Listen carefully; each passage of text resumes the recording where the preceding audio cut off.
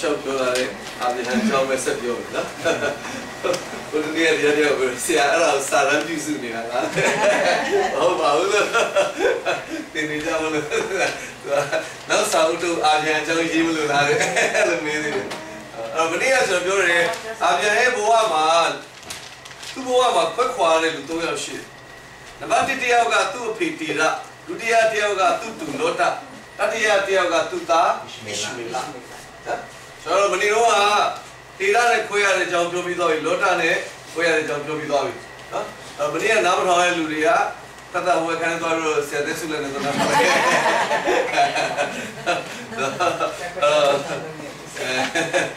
ပြီးတော့ဒီနေ့အဲ့ဒီအစ္စမေလာနဲ့နော်အစ္စမေလာနဲ့ပတ်သက်ပြီးပြောမယ်အာဗြဟံတို့ကိုအသက်85နှစ်မှာဘုရားစခွန်ထုတ်လာကြတဲ့ကတင့်ကိုလူမျိုးကြီးဖြစ်စေတယ်လို့ပြောတယ်။ဒါပေမဲ့သူတို့မှာကိုယ်ပိုင်ရင်သွေးသားသမီးမရှိဘူး။ခဏနေတော့ကဘာဦး18ရောက်တဲ့အခါမှာဘုရားထပ်ပြီးတော့နာမည်ပြောင်းပြီးတင့်ကိုအာဗြဟံလို့မခေါ်ဘူးတဲ့အာဗြဟံလို့ခေါ်ရမှာ။ဒါတော့အာဗြဟံဆိုတာကလူမျိုးတကာရဲ့အဖ။ဒါပေမဲ့သူတို့မှာသားသမီးတရားမှမရှိဘူး။စဉ်းစားကြည့်ကိုယ့်အိမ်နောက်အသက်ကြီးကြီးလင်မယားနှစ်ယောက်ကပြောင်းလာတယ်။ပြီးတော့မိမယောက်ျားကိုခေါ်တဲ့အခါကိုလူမျိုးတကာရဲ့ဖခင်ကြီးကိုလူမျိုးတကာရဲ့ဖခင်ကြီးအဲ့လိုခေါ်တယ်။ဆိုရင်သူတို့မှလည်းသားသမီးတရားမှမရှိသေးဘူးဆိုလို့ရှိရင်စဉ်းစားစရာပဲ။အဲ့တော့သူတို့ရဲ့နေ့တွေကြာလာတဲ့အခါမှာစာရာစာဘုရားသခင်ကိုငါတို့ကူညီမှဖြစ်မယ်ထင်တယ်လို့စဉ်းစားတယ်။ဘာမှစာရာလူတွေများတယ်ဘုရားသခင်ကိုကူညီခြင်းတဲ့လူတွေပြီးတော့ဒီလိုမျိုးမိမလည်းရှားတယ်ယောက်ျားကိုမိမရှာပေးစားတာအခုရှိရှားတယ်အခုဘုရားသခင်ဂရိတော်ပြည့်စုံမှုရဲ့ကျမတို့ဧကတုပြည်ဖြတ်တော့ပါလာတဲ့ဟိုချုံမလေးဟာကရာကိုရှင်သိမ့်ပိုက်လိုက်လေသူကလည်းမွေးရင်လည်းရှင်သွေးပဲအာပြန်လေမိမမင်းတကယ်တော့တူတယ်ဟုတ်လားအားရည်မိမအဲ့တော့ကြည့်တဲ့အခါမှာဟာဂရမှာကိုဝင်ရှိတဲ့အချိန်ကနေစပြီးတော့စာရာစိတ်ဆင်းရအဖြစ်လို့လဲဆိုတော့ဘုရားသခင်ကိုကူညီခြင်းလို့ဘုရားဆိုတာကကျွန်တော်တို့ကဘာမှလုပ်ပေးစရာမလိုအောင်သူကပြည့်စုံပြီးသားအဲ့တော့ဘုရားအတွက်တင်လုပ်ပေးစရာဘုရားကတင့်ကိုဘာတွေသိစေခြင်းလဲဘာတွေလုပ်စေခြင်းလဲဘာတွေပြောခြင်းလဲအဲ့ဒါကိုတင်နံပါတ်1အာယုံထားဖို့လိုတယ်အာမင်မာရိနဲ့မာသကိုကြည့်အဲ့ဒီမာသကိုကြည့်တကယ်ရှုသူရဲ့ကိုရောက်တဲ့အခါမှာမာသကလောကအနေနဲ့စဉ်းစားရင် तू ကအဲ့ဝတ်ကြည့်ချင်တာဒါကြောင့်ခရစ်တော်ကိုချွေးဖို့အတွက် तू မိဖို့ကြောင့်ပါချက်ပြုတ်မာရိကတော့ကိုရိုနာမှာထိုင်ပြီးတော့စစ်စစ်ကြည့်တယ်လို့ပြောတယ်သူတို့ဘာပြောမလဲသူခိုင်ယူနေအနားမှာထိုင်ပြီးတော့ခဏနေတော့မာသကိုရောတဲ့ကျမညီမကိုပြောပါဦးတဲ့ကျမဒီမှာမိဖို့ကျမတယောက်တည်းကိုရောတို့တပည့်တော်တောက်စားဖို့အလုပ်ရှုပ်နေတာကိုသူကူပေါ်မရဘူးလောကအနေနဲ့စဉ်းစားရင်သခင်ရှောဟုတ်တယ်မာရိနေကလည်းအဲ့လိုတော့လိုက်မသိတော့ဟိုမှာမာရိရောက်ချွေးလို့နေလို့တော့ကူလိုက်အဲ့လိုပြောရမှာဒါပေမဲ့သခင်ယေရှုကမာရိကိုဘာမှမပြောဘူးဘယ်သူလဲလာပြောလဲမာသကိုအဲ့တော့ကြည့်တဲ့အခါမှာမာသကဘသူအတွက်လှုပ်ရှုပ်နေတာလဲဆိုသခင်ယေရှုကိုကျွေးဖို့အတွက်အလုပ်ရှုပ်နေတာဒါပေမဲ့သခင်ယေရှုကသူ့ကိုကျွေးဖို့အဓိကမဟုတ်ဘူးသူပြောတာကိုနားထောင်ဖို့အဓိကထားစေချင်တယ်အာမင်အဲတော့မာသကိုလုံးဝသခင်ယေရှုကမချီးမွမ်းဘူးသခင်ယေရှုကမချီးမွမ်းသွားတော့ဒီကနေ့ဘုရားကျောင်းတွေမှာအသင်းတော်တွေမှာမာသလို့ရရင်ပျော်နေတဲ့လူတွေရှိတယ်ချီးမွမ်းများချီးမွမ်းသွားရင်ခဲ့ရကြီးရဲ့ဆိုတော့အဲ့လိုပြောလို့မိဖို့ကြောင့်မှလှုပ်ဆရာမလို့လို့ပြောတာမဟုတ်ဘူးတော့လှုပ်ဖို့တာဝန်ရှိတယ်အဲ့တချို့ကဒီလိုခိုင်းတယ်လေဆရာမာရိလည်းရှိတယ်မာသလည်းရှိတယ်လေသူတို့ကမာရိလေကျမတို့ကမာသလေအဲ့ဒီအတွေးခေါ်မှာပေါ့အဲ့တော့သခင်ယေရှုကမာသကိုတခွန်းမှမချီးမွမ်းပါဘူးသခင်ယေရှုလိုချင်တာနံပါတ်1သူဘာပြောမလဲဆိုတာကိုဝန်ခံမဲ့လူကိုနံပါတ်1လိုချင်တယ်သူဘာပြောမှမသိပဲအရင်လုပ်ပေးချင်တဲ့လူတွေအဲ့ဒါမလုပ်ချင်ဘူးဒါကြောင့်လက်ချင်တဲ့လူကိုထပြီးတော့လှမ်းသွားလို့ပြောတဲ့အခါထလို့ပြောလိုက်အဲ့ဒါခြေတော့ပိုင်းပြီးတော့ကိုယ့်အိယာကိုဆောင်လို့ပြောတယ်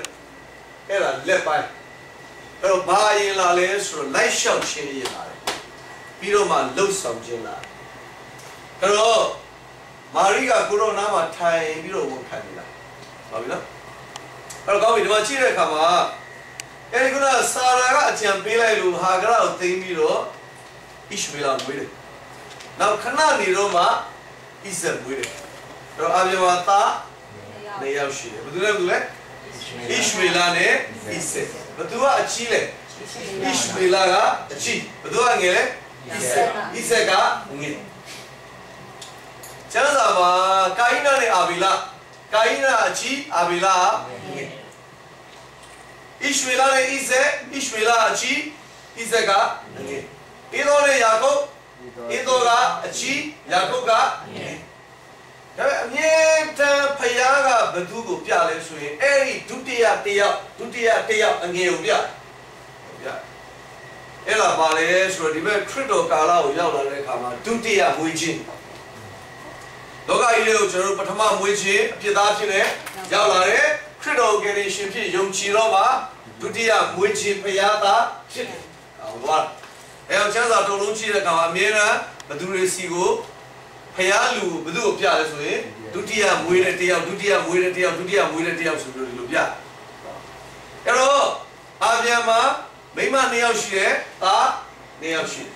အဲ့လိုပြောလို့ကျွန်တော်မိန်းမ2ယောက်လိုက်ယူဖို့မဟုတ်ဘူးနော်တချို့ကအာဗြဟံတော့2ယောက်ယူတာပဲဆိုပြီးတော့ဟလာအဲ့လို example အလွဲယူတဲ့လူရှိတယ်နော်တခါလေဟိုတတိကကျွန်တော်မြို့အကျိုးမှာလူရည်ချမ်းသာတည်ရဲကျွန်တော်ပြောလိုက်တယ်ကျွန်တော်က10ရမ်းမအောင်ဘူး10ရမ်းကို6နှစ်ဖြည်တာမအောင်ဘူးလို့ပြောတဲ့အခါမှာပြီးတော့ကလေးမလေးကလေးဆရာသမီးရခွာရတယ်ဘာခွာရလဲသမီးကကြာ3နှစ်ရှိပြီဒီခွာယူတာလွဲနေဘယ်လိုအဲ့ဒါပြောတာမဟုတ်ဘူးအဲ့တော့ကောင်းပြီဂလာတိဩဝါဒစာအခန်းကြီး4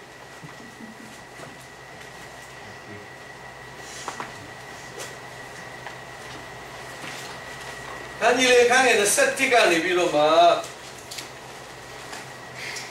အဆုံးထိကျွန်တော်ဖတ်ပြီးမယ်နောက်ကနေလည်းဖတ်ပညာတရားအောင်၌နေခြင်းသောသူတို့တင်တို့သည်ပညာတရားကိုနားမလည်ကြသလိုပညာတိကျမ်းစာ၌လာသည်ကအာဗြဟံ၌သား2ယောက်ရှိ၏သား1ယောက်ကကျွန်မ၏သားဖြစ်၏တယောက်ကကျွန်မမဟုတ်သောမိန်းမ၏သားဖြစ်၏ဟုလာသည်ကျွန်မ၏သားသည်ဇာတိပဂတိအားဖြင့်ပွားသောသားဖြစ်၏ကျွန်မမဟုတ်သောမိန်းမ၏သားသည်တတိတော်အားဖြင့်ပွားသောသားဖြစ်၏ထိုအကြောင်းအရာကိုပုံပမာအားဖြင့်ဆိုသောထိုမိန်းမ2ယောက်ကပဋိညာဉ်တရား2ပါးကို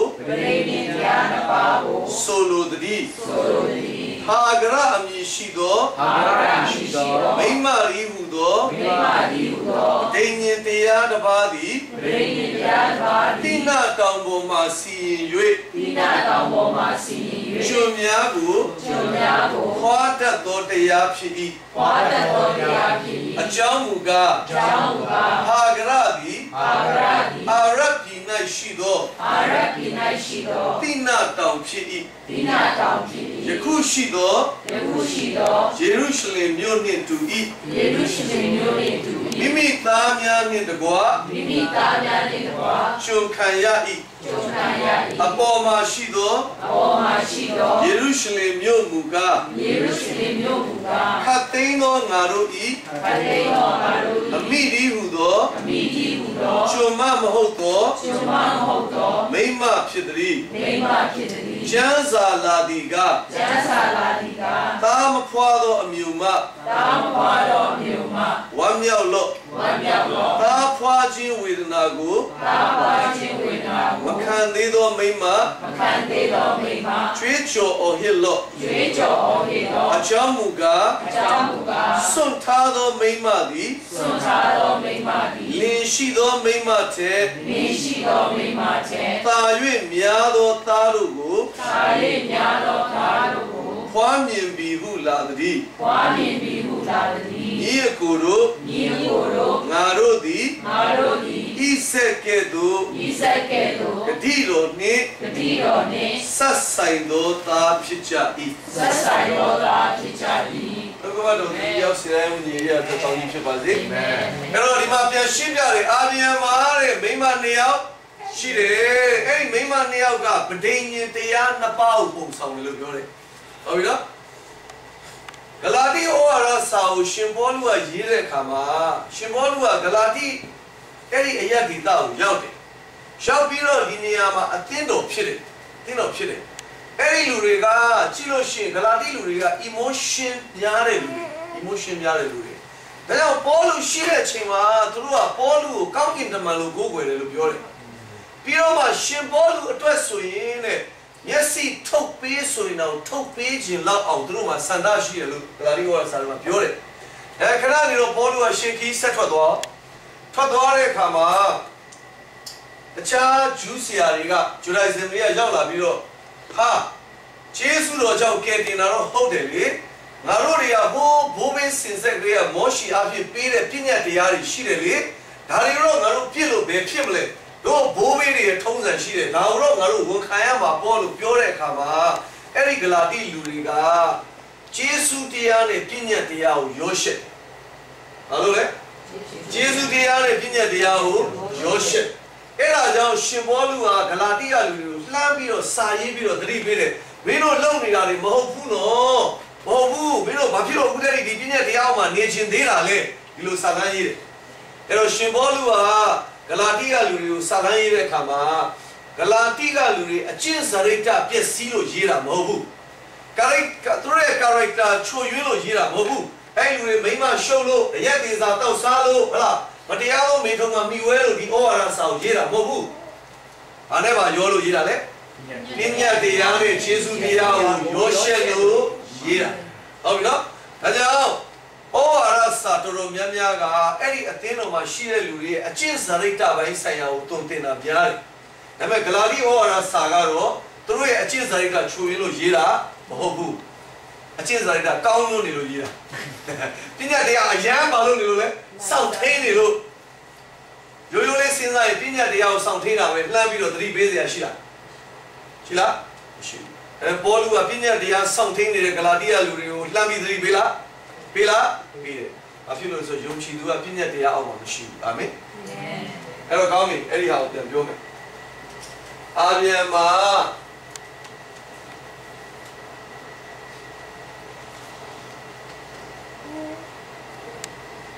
မိမ2ယောက်ရှိ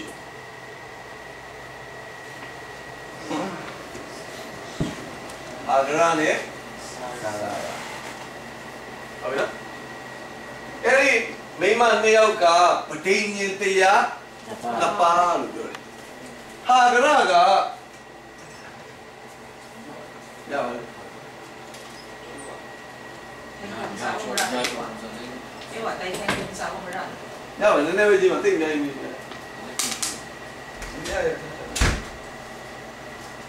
ာဂရာကဆိုတော့ကျန်တော်ဖတ်တဲ့အခါမှာတိနာတောင်လို့ပြောတယ်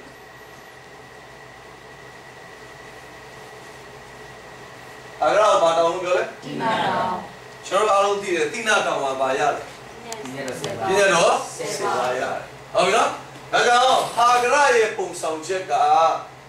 ပညာတရားကိုပုံဆောင်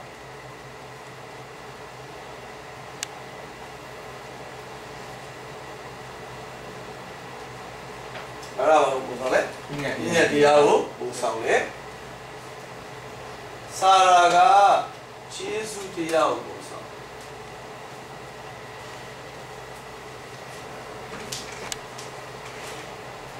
စာရာဘာပုံဆောင်လဲယေရှုတရား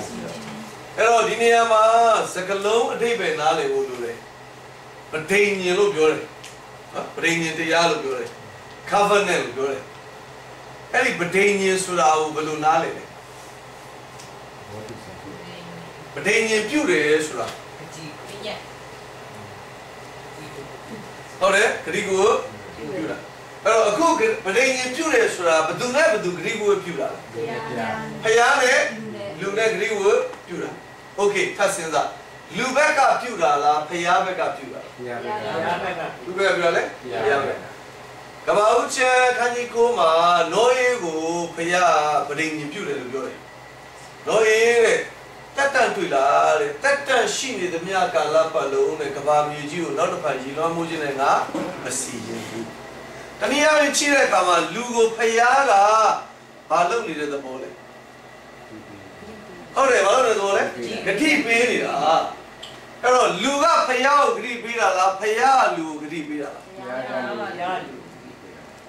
ဒီကျွန်တော်လည်းဖယားတော့ဂတိမပေးဘူးလားပေးတယ်ပြီးတော့မဖောက်ဘူးလား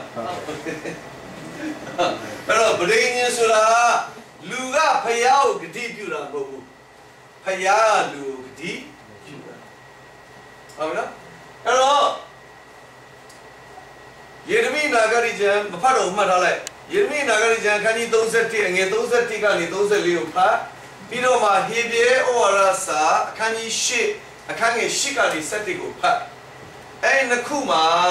ပဋိညာဉ်တရားဟောင်းနဲ့ပဋိညာဉ်တရားသစ်ဆိုတာရေးထားတယ်။ဘာလဲ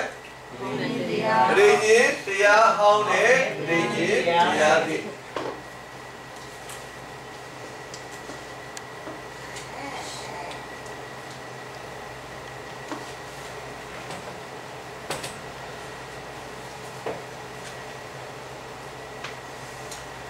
အဲ့တော့ပြည့်ညတ်တရားကတနည်းအားဖြင့်ပဋိညာဉ်တရားဟောင်းလို့ပြောလို့ရတယ်။ယေရှုတရားကပဋိညာဉ်တရားသစ်။တော့ပြည့်ညတ်တရားပါလေ။ပဋိညာဉ်တရားဟောင်းယေရှုတရားကပဋိညာဉ်တရားသစ်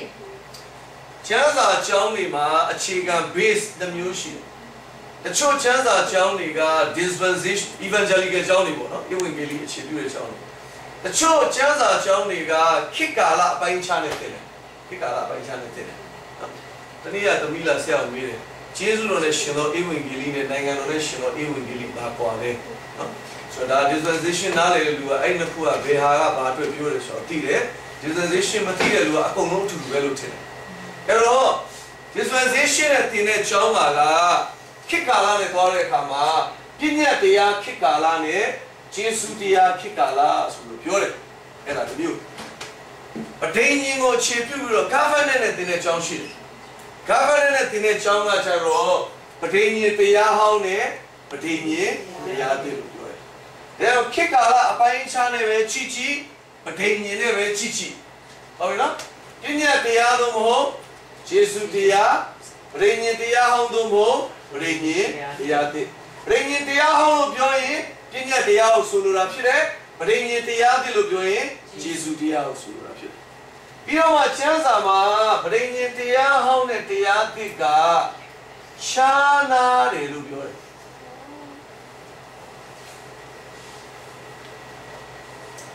တရားဟောင်းနဲ့တရားသစ်ဘာဖြစ်လဲခြားနာတယ်တရားဟောင်းနဲ့တရားသစ်ဘာဖြစ်လဲခြားနာတယ်ဆိုတဲ့အဓိပ္ပာယ်ကခြားနာတယ်ဆိုတာမတူဘူးဒါဆိုရင်ပြည့်ညတ်တရားနဲ့ယေရှုတရားမတူဘူးပဋိညာဉ်တရားဟောင်းနဲ့တရားသစ်မတူဘူးအဲ့ဒါကိုနားလည်ရမယ်အတူတူပဲမဟုတ်ဘူးဟောတချို့ကကျမ်းစာတော့ပါတာပဲအားလုံးအတူတူပဲပေါ့လို့ထင်တယ်ဟုတ်ပြီနော်အခုကပြည့်ညတ်တရားနဲ့ယေရှုတရားမတူဘူးတရားဟောင်းနဲ့တရားသစ်မတူဘူးအဲ့ဒါကိုနားလည်အဲ့တော့ပြည့်ညတ်တရားလို့ပြောလို့ရတဲ့ပဋိညာဉ်တရားဟောင်းကာလမှာသူကလူကိုဗဟိုပြုတယ်လူကိုလှုပ်ခိုင်းတယ်လူကိုလှုပ်ခိုင်းတယ်အဘောတရားပြောရင်လူက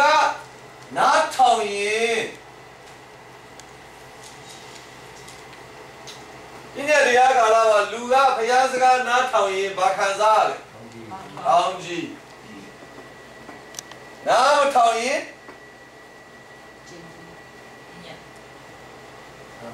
နားမထောင်ရင်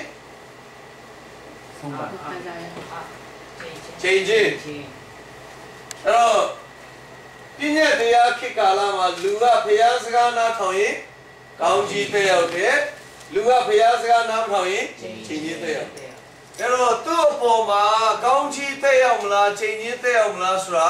သူဘလောက်ဖျားစကားနားထောင်တယ်လေအဲ့ဒီပုံမှာမူတည်တယ်အဲ့ဒါဘယ်ကာလလဲပြည့်ညက်တရားကာလတနည်းအားဖြင့်ပရိညေတရားဟောင်းကာလအဲ့တော့ဒီနေ့ယုံကြည်သူကပြည့်ညက်တရားမှာရှိတာလားယေရှုတရားကိုခံစားတာယေရှုတရားကိုခံစားပရိညေတရားဟောင်းနဲ့ဆိုင်တာလားပရိညေတရားသစ်နဲ့ဆိုင်တာလားပရိညေတရားသစ်နဲ့ဆိုင်โอเคပရိညေတရားသစ်နဲ့ဆိုင်တယ်လို့သင်ဘယ်လိုသတိထားမိလဲသခင်ယေရှုသင်ခံရဲ့ကျွန်တော်တို့ချင်းချင်းအမင်္ဂလာမှန်တယ်အဲ့ဒါကိုဆက်ဝိုင်းလေတဲ့ကိုမထီသေးဘူးဒီနေ့တော့ကျွန်တော်ပြောရလေဒီနေ့တက်တဲ့လူတွေယုံကြည်သူကပရိညေတရားသစ်နဲ့ဆိုင်တယ်လို့ဘယ်လိုသတိထားမိလဲဂျေဇုပါ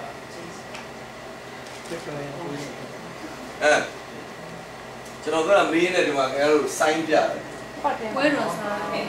ပွဲတော်အားဖတ်ကိုလည်းယူရေဘယ်လိုပြောလဲတောက်လိုက်ဖတ်ကိုလည်းယူရေကျေးဇူးတော်ချီးမွမ်းပြီးမှဤခွက်ကပရိညေတရားသစ်နဲ့ဆိုင်ရသွန်းသောငါဤအတွေ့အဲ့တော့ပွဲတော်စားနေတဲ့ယုံကြည်သူကဘာတရားသစ်နဲ့ဆိုင်လဲ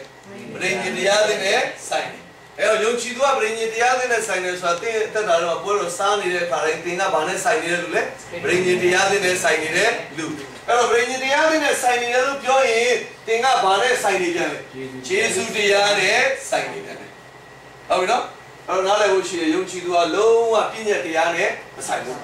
လုံးဝပရိညေတရားဟောင်းနဲ့မဆိုင်ဘူးအဲ့တော့ပြည့်ညက်တရားကာလမှာလူကနားထောင်ရင်ကောင်းကြီးတက်ရောက်ပြီးတော့နားထောင်ရင်ချိန်ကြီးတက်ရောက်တယ်အဲ့တော့လူကဘလောက်လုံနိုင်တယ်လဲဆိုတဲ့အပေါ်မှာကြည့်ပြီးတော့မှဘုရားစီကတက်ရောက်တယ်။တော့ဒီနေ့ကျွန်တော်တို့ဘလောက်လုံနိုင်တယ်လဲဆိုတဲ့အပေါ်မှာမူတည်ပြီးတော့မှတက်ရောက်တာမဟုတ်ဘူး။ခရစ်တော်အားဖြင့်ကျွန်တော်တို့ကတက်ရောက်ခံစားရတာဖြစ်တယ်။အာမင်။အဲ့တော့ပြည့်ညတ်တရားတော်ကလူကိုလှုပ်ခိုင်းတယ်။ယေရှုတရားမှာကျတော့ခရစ်တော်လှုပ်ပြီးတယ်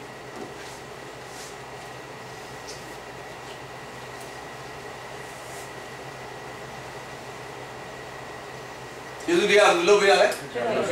အဲ့ဒီခရစ်တော်လုပ်ပေးတာကိုကျွန်တော်တို့ကဖြစ်ခွင့်ရခံစားရခရစ်တော်လုပ်ပေးလို့ကျွန်တော်ဘာလုပ်ရလဲခံစားအဲ့ခရစ်တော်လုပ်ပေးတာကိုခံစားရလို့ဘာလို့ပြောလဲယေရှုတော်လို့ပြောတာဘာလို့ပြောလဲယေရှုတော်လို့ပြောတာအဲ့တော့ကျွန်တော်ကယ်တင်ခြင်းအပိုင်းကိုပြောတော့သင်္ကန်းမှာတော့လည်းပြောပြီးယုံကြည်သောအဖြစ်ကျေးဇူးတော်ကယ်တင်ခြင်းကိုရောက်ရ၏ဆိုတာခရစ်တော်ကားတိုင်းမှာတင့်ရဲ့ဖြစ်ကျွေးဆက်ပေးပြီးပြီဆိုတာကိုတင့်ဘက်ကဘာလို့တာလဲယုံကြည်တာအဲ့တော့ဘာကိုယုံတာလဲကျေးဇူးတော်ကိုယုံတာကျေးဇူးတော်ကိုယုံတဲ့အတွက်သင်ဘာခံစားရလဲကယ်တင်ခြင်းကိုရောက်ရ၏ဟုတ်ပြီနော်အဲ့တော့တချို့ကကယ်တင်ခြင်းကတော့ဟုတ်တာပေါ့အသက်တာကြာရင်တော့ပြည့်ညတ်တရားကိုစောင့်ထင်းရမယ်လို့ထင်တဲ့လူတွေရှိတယ်အဲ့တော့ကယ်တင်ခြင်းကတော့ကျေးဇူးတော်နဲ့ရပြီအသက်တာမှာပြည့်ညတ်တရားနဲ့သွားတာလားဟုတ်လားဟုတ်လားဟုတ်ဘူးဟုတ်တယ်ဆိုရင်သင်ကနှစ်ခုခွာထားတာဖြစ်သွားလိမ့်မယ်ကယ်တင်ခြင်းကဘာလဲရလဲကျေးဇူးနဲ့ရအသက်တာဘာလဲရှောက်လန်းလဲပြည့်ညတ်တရားနဲ့ရှောက်လန်းတယ်ဆိုရင်သင်ကတရားနှစ်ခုခွာထားတာပေါ့ကျမ်းစာမှာရှင်ဘောတော်ဒီလိုပြောတယ်မြောက်မှထားသောအမျိုးတဲ့မြောက်မှထားသောအမျိုးဆိုတာမြောက်ပွေးထားတာကိုပြောတာမဟုတ်ဘူးယောက်ျားတစ်ယောက်ကိုတစ်ပြိုင်တည်းပေါင်းတာကိုပြောတာဟုတ်လားအဲ့တော့ဒီနေ့ခရစ်ယာန်တွေကိုအဲ့လိုပြောတယ်သင်တို့ဟာတဲ့မြောက်မှထားသောအမျိုးတဲ့တော့ပြည့်ညတ်တရားနဲ့ယေရှုတရားအဲ့လိုခွာနေကြတယ်လို့ပြောတယ်အဲ့တော့ပြောမယ်ယေရှုတော်ကိုခံစားရဆိုတာကယ်တင်ခြင်းတစ်ခုတည်းမဟုတ်ဘူးအဲ့ဒီခရစ်တော်လုပ်ပေးတဲ့အတွက်သင်ရဲ့နေ့စဉ်အသက်တာထဲမှာလည်းဖခင်ရဲ့ယေရှုပြုခြင်းကိုသင်ကခံစားနေရတာဖြစ်တယ်အာမင်အဲ့တော့ခရစ်တော်လုပ်ပေးတာကိုခံစားလို့ခရစ်တော်လုပ်ပေးတာကိုခံစားလို့ခရစ်တော်လုပ်ပေးတာကိုခံစားလို့သင်ကဘာလို့ပြောလဲယေရှုဘာလို့ပြောလဲယေရှုတော် ဒါပေမဲ့ဒီနေ့ခရိယန်တွေဒီလိုပြောတယ်အန်ဒီဟိုတလုံးကအန်ဒီတို့အိမ်မှာပြဿနာတွေဖြစ်နေချားတယ်အခုဘယ်လိုလဲအဆင်ပြေသွားလားအေးဆရာကြီးအခုတော့အဆင်ပြေသွားပြီကျေးဇူးတော်ဘောအမလီအဲ့လိုတလုံးတော့ဆိုတော့အန်ဒီဆိုတာဒူးထောက်လိုက်ရတာမပြောနဲ့တော့ကျေးဇူးတော်လည်းပြောတယ်သူအရန်ဒူးထောက်ရတယ်လို့လည်းပြောတယ်ဟုတ်အနားမလည်နိုင်ဘူးအဲ့တော့ဘောကတော့သူအရန်ဒူးထောက်တော့ဖះလည်းမနေနိုင်ဘူးလိုက်လုပ်ပေးလိုက်ရတာပေါ့ဒါဝိတ်ကတောထဲမှာရှောလူကစစ်တပ်နဲ့လိုက်ရှာလို့တွေ့လားလွတ်လာတဲ့အခါအရှမ်းသူဆူတောင်းလို့ပြောလားပြောလားပြောဘယ်လိုပြောလဲထာဝရဘုရားသည်ငါ၏ကွယ်ကာယာလို့ပြောတယ်ဘုရားကွယ်ကာထားလို့သူ့ကိုရှာလို့မတွေ့ဘူးလို့ပြောတယ်ဟုတ်ပြီနော်သူအရင်ဆူတောင်းလို့လွတ်လာတယ်လို့ဒါပေမဲ့ဒီနေ့ခရိယန်တွေကခုနပြောလို့ပြောတယ်အိုးဆရာကြီးအဲ့တလုံးလုံးဆိုတော့မပြောပါနဲ့တော့ဆူတောင်းလိုက်ရတာစတာအဲ့သူတာဆူတောင်းလို့ဘုရားဘာပြလဲအဲ့လိုပြရအဲ့တော့ဒါဝိဒ်ကသူ့ကိုဘုရားလှုပ်ပေးတယ်လို့သဘောပေါက်လို့ဒါဝိဒ်ကနောက်စကားတစ်ခုထပ်ပြောတယ်ဘာလဲဆိုလေကျေးဇူးတော်မှာတပါအခြားသောမင်္ဂလာသည်အကျွန်ုပ်၌ရှိဘာလို့သူဆူတောင်းနိုင်လို့လွတ်လာတာမဟုတ်ဘူးလို့ဒါဝိဒ်ကသဘောပေါက်ပါအဲ့တော့ပြောမယ်ဒီနေ့ကျွန်တော်တို့ဟာ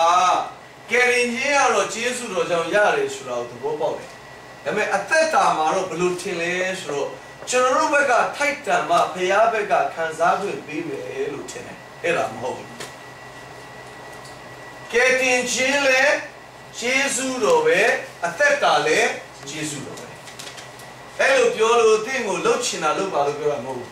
စာလ23:6မှာဒါဝိဒ်ကဒီလိုပြောတယ်အကယ်၍အကယ်စင်စစ်6အငယ်6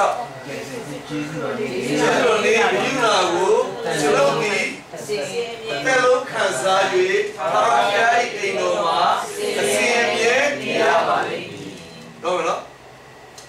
စာလ23ကိုရေးတဲ့အချိန်မှာဒါဝိဒ်ကခန့်ငင်ငယ်ပဲရှိသေးတယ်တိုးချောင်းရင်းနဲ့ရေးတာခြာတိတ်ဘဝမှာရေးတာဒါပေမဲ့အဲ့ဒီမှာတွေက तू ကသူ့ရဲ့အနာဂတ်ကိုသူ့ future ကိုကြိုပြောတာသူကတစ်သက်လုံးဘာခံစားမလဲကျေးဇူးတော်ကိုခံစားမယ်အကျွန်တော်ဒီကျေးဇူးနဲ့ဂရုဏာကိုတစ်သက်လုံးခံစား၍ဘယ်လိုခံစားပါလဲအေးဒါဆိုရင်ကျေးဇူးနဲ့ဂရုဏာကိုခဏတစ်ဖြုတ်ခံစားမှာလားဟုတ်လားအဲ့ဒီကျေးဇူးနဲ့ဂရုဏာဆိုတာကျေးဇူးတော်ဆိုတာကကျွန်တော်ပြောပြီးပြီမထိုက်တန်ပဲနဲ့ခံစားရလို့အဲ့လိုခေါ်လဲတော့ကျေးဇူးတော်ကြောင့်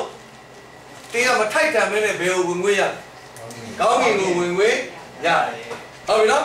အဲ့ဒါကတင်းမရောက်တင်ပဲနဲ့ရောက်သွားတာဆိုတာဟာလေမရောက်တင်ပဲနဲ့ရောက်သွားအဲ့ဒါပါလေကျေးဇူးတော်တင်ရောက်တင်တာပဲလေအဲ့မဲ့ရောက်တင်တဲ့နေရာကိုမရောက်တာကဂယုဏလို့ခေါ်တယ်မရောက်တင်မဲနဲ့ရောက်သွားတာကိုကျေးဇူးတော်လို့ခေါ်တယ်ရောက်တင်တဲ့နေရာကိုမရောက်တာကဂယုဏအဲ့တော့ဒါဝိဒ်ကငယ်ငယ်လေးကသူချုပ်ပြီးသဘောပေါက်တာ तू ကတစ်သက်လုံးဘာကိုခံစားရမလဲကျေးဇူးတော်ကိုခံစားမယ်လို့သူသဘောပေါက်တယ်ကြည့်တော့ပြောမယ်ဒါဝိဒ်ရဲ့ဘဝမှာအမှားယွင်းတွေဖောင်းနေရှိဘူးလား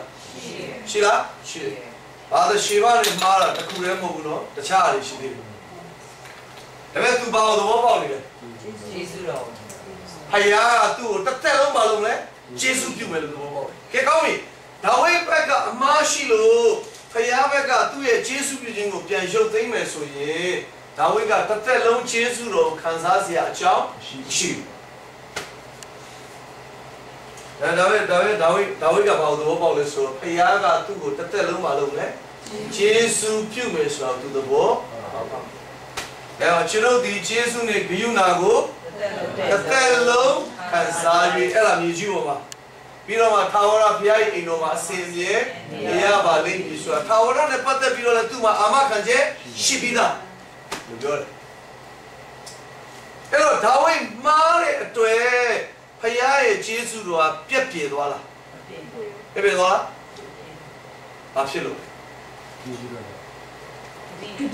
ဂတိတော် ကျော်ပါဒီနေ့ နည်းပေါက်ထွက်ပြီးစဉ်းစားကြည့်ကိုယ်စောရအောင်စဉ်းစားလို့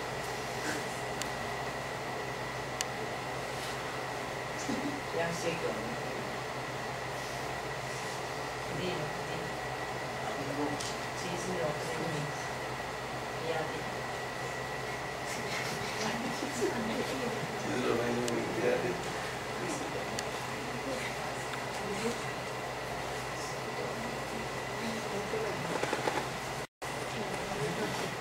ရင်းကြီးဘောရီယာပြမှုပြမှုလူပဲချာချာအောက်ကအောင်ခြေဆက်ခွဲလားခွဲလားခွဲအဲ့တော့ဒီစာအုပ်နဲ့ပေါင်ခြေဆက်နဲ့ဘယ်ဟာပုံချီလဲအဲ့တော့စာအုပ်ဘယ်လောက်ချီတာပေါင်ခြေဆက်ပြက်နိုင်လားမပြက်ဘူးအဲ့ဒီအတိုင်းပဲတင်ပြတဲ့အဖြစ်နဲ့ခြေစုတော့ပုံချီတယ်အဲ့တော့တင်ဘက်ကမှားလို့ဖခင်ရဲ့ကျေးဇူးပြုခြင်းကပြောင်းသွားเสียအကြောင်းမရှိဘူး။ဘာဖြစ်လို့လဲဆိုတော့တင်ပြုတဲ့အပြစ်ထက်ဘာပိုချီလဲ။ဖခင်ရဲ့ကျေးဇူးတော်ကပိုချီတယ်။အာမင်။အာမင်။ဒါကြောင့်ဒါဝိဒ်ကငါတစ်သက်လုံးဘာခံစားမလဲ။ကျေးဇူးတော်ကိုခံစားမယ်။အဲ့ဒီမှာ complain ရှိတယ်။ဘာ complain လဲဆိုတော့ဆရာအဲ့လိုပြောရင်တော့ခလေးတွေကတော့လုတ်ချင်တာလုတ်ကုန်ကြတော့မှာကျွန်တော်ပြောမယ်ကျွန်တော်တို့မြန်မာလူငယ်ပြည်သူပြည်ထောင်ရေးသာသနာဆိုတာမူရစေဝါရဲ့စစပယ်လူငယ်တွေကိုပြောထောင်ပေးတဲ့သာသနာကျွန်တော်သူလည်းဘိန်းလည်းမရအောင်ဆင်းလည်းမရအောင်ရက်လည်းမရအောင်ဘယ်တချို့ရှိရလေဆရာကျွန်တော်တို့မတောက်ဘူးတော့ရောင်းမဲရောင်းတာလေခင်ဗျာပုံမှန်ပူကြီးတယ်လို့ဟုတ်တော့လားကိုယ်တိုင်သုံးဆွဲတဲ့ရောင်းဝယ်ပေါက်ကဘယ်ဟာပုံမှန်ကြီးလဲရောင်းဝယ်ဟုတ်တော့လားကျွန်တော်ကတော့46ပြီဟုတ်တော့လားဆိုရတာရောင်းဝယ်ပေါက်ကပုံမှန်အဲ့ဒါသဘောမဟုတ်လေဆရာလည်းကျွန်တော်တို့မတောက်ဘူးတော့လေရောင်းမဲရောင်းနေအာခင်ဗျာလောကလို့စဉ်းစားခင်ဗျာပုံမှန်ပူကြီးတယ်လို့ရောင်းတော့ဟုတ်ကြီးတယ်အဲ့တော့ကျွန်တော်ရောင်းလည်းမရောင်းတောက်လည်းမတောက်ဘူးကျွန်တော်တို့ဒီလူငယ်တွေမျိုးရဲ့စေဝါသမားဘဝတွေလွတ်မြောက်ဖို့ခရစ်တော်နဲ့မိတ်ဆက်ပေးတာကျွန်တော်ပြောမယ်အသက်တာထဲမှာခရစ်တော်ရောက်သွားပြီးတော့အဲ့ဖခင်ကသူ့ကိုနေ့စဉ်ကျေးဇူးပြုနေလို့သဘောပေါက်တဲ့လူကဘယ်တော့မှပေါက်ပြရမလို့ကျွန်တော်ဒီလိုပြောတယ်ဟာဆရာဒီလိုပြောရင်တော့လိုက်စင်ပေးလိုက်တယ်လို့ဖြစ်တော့မှာပဲကားမောင်းတဲ့လူတွေကျွန်တော်စဉ်းစားပြမယ်ကားမောင်းတဲ့လူတွေမှာလိုက်စင်မရှိဘူးလားလိုက်စင်မရှိခင်တည်းကမမောင်းလားမောင်းတယ်လေကဲကောင်းပြီလိုက်စင်မရှိခင်မောင်းတာနဲ့လိုက်စင်ရှိပြီးမောင်းတာတင့်အထက်ကသဘောထားကိုစဉ်းစားလိုက်စင်မရှိခင်လည်းမမောင်းနေဘူးလားမောင်းတယ်ဒါပေမဲ့ရဲတွေ့ရင်ဘယ်လိုနေလဲ900ချက်ပြီးလားဒီမှာယူရရောပါလေဟောဒါပေမဲ့ license ရှိသွားတဲ့အခါမှာတင့်အထဲမှာ confidence အပြည့်ရှိကဲကျွန်တော်တို့ဘဝမှာကားမောင်း license ရလာတဲ့နေ့ရှိတယ် license ရလာတဲ့အခါမှာခမည်းရှင်ထဲမှာဟာငါကားကိုအေးဆေးဆေးမောင်းလို့ရပြီလို့ခံစားရလားငါကားတိုက်လို့ရပြီလို့ခံစားရလား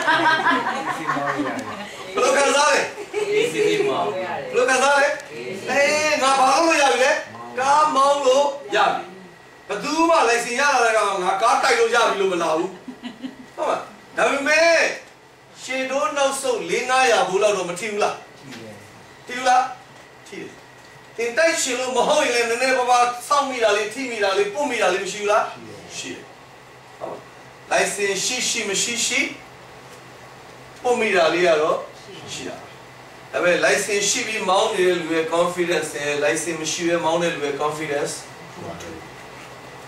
အဲ့တော့ဒီနေ့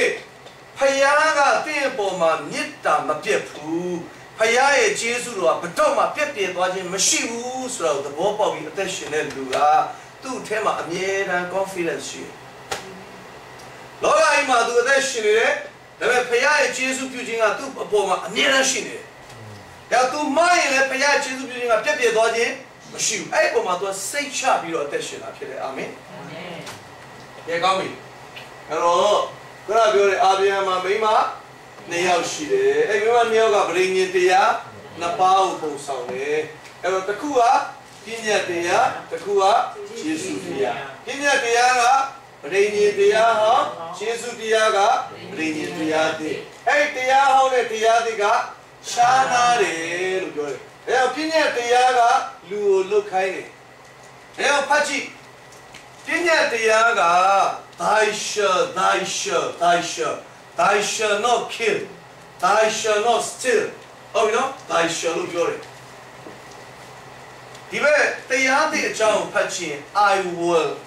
so pay out, now look payment, now look, Uma, follow me. Now, no, do, Lilo. I will make you fishers of men. Oh, you know, Lumiano, the Napising and Na, Puman, look good. Watch it. If there was a can you shit?